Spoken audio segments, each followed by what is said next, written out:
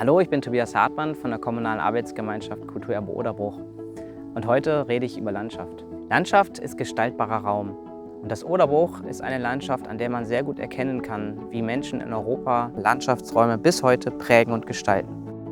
In einem Zusammenspiel von Politik, Wissenschaft, landschaftsprägender Praxis und den Bewohnern hier vor Ort ist eine Landschaft entstanden mit sehr hoher Eigenart. Über 10 Generationen haben daran mitgewirkt.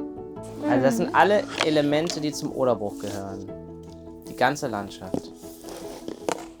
Die Oder, das ist der Himmel. Der Himmel.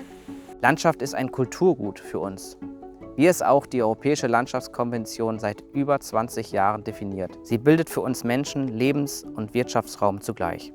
Interessant ist, dass unsere Landschaft sehr gut lesbar ist.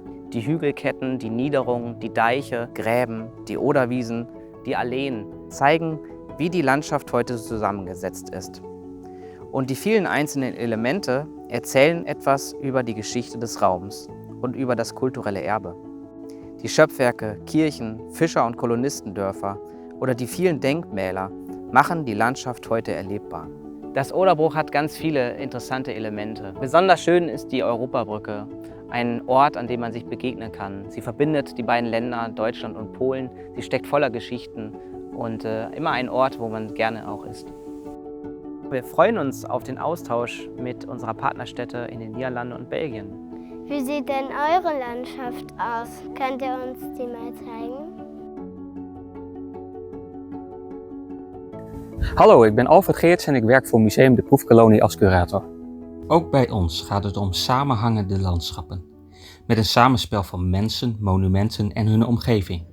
Ook al liggen ze niet alleen versnipperd over meerdere provincies, maar zelfs over 2 landen. Het rechtlijnige, rastervormig aangelegde landschap steekt flink af bij het veel grilliger patroon van de omliggende cultuur- en natuurlandschap. Onze gebieden weerspiegelen ook de landschapsconventie, maar op een heel bijzondere manier. De mensen die hier leefden creëerden weliswaar met hun eigen handen een nieuwe omgeving, maar konden niet zelf kiezen hoe ze die vorm gaven. Wat op het eerste gezicht een systematisch aangelegd agrarisch landschap lijkt, is bij nader inzien ook een instrument voor heropvoeding en disciplinering, met allerlei gebouwen en landschapselementen die ons daaraan herinneren. Er ligt dus een verborgen betekenislaag onder de zorgvuldige inrichting met lanen en beplanting en monumenten als boerderijen, gestichten, kerken en scholen. Die laag is dat dit een sturende omgeving is die arme burgers moest aanzetten tot hard werk om in de toekomst niet meer van armenzorg afhankelijk te zijn.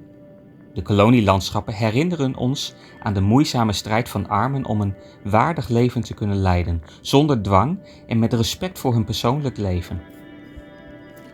Wat het complex maakt is niet alleen het verschil tussen de landschapsstructuren van de vrije en onvrije koloniën, maar ook de verschillende evolutie van de gebieden na hun aanleg. Sommige zijn intussen heel gewone dorpen geworden, maar anderen dragen nog heel nadrukkelijk de stempel van gesloten gevangenisdorpen die ze meer dan een eeuw lang geweest zijn.